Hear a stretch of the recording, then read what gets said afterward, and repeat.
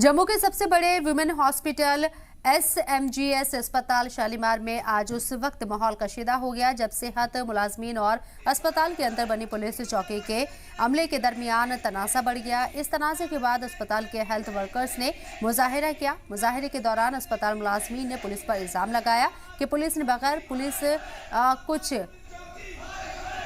पौधे अपने यहाँ रख लिए हैं और मामले पर अस्पताल के सुपरिटेंडेंट के जरिए दारा सिंह ने कहा है कि यहाँ गमलों को लेकर पुलिस के साथ कुछ तनाज़ा हुआ था जिसे अब सुलझा लिया गया है।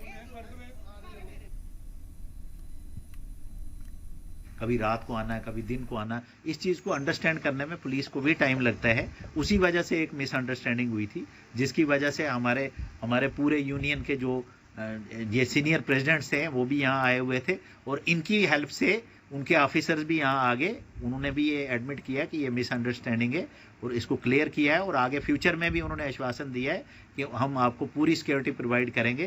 कोई भी ऐसा अगर एडमिनिस्ट्रेशन का इशू होगा हम आपस में मिलकर रिजॉल्व करेंगे। लेकिन बिना एडमिनिस्ट्रेशन का कोई बार बार से कार्रवाई करेगा वो हम बर्दाश्त नहीं करेंगे। और हॉस्पिटल पुलिस इसलिए है, पुलिस का काम है कि यहाँ चोरी ना हो, जहाँ पहले बच्चे उठते थे वो ना उठाए जाए, इनकी ड्यूटी वो है।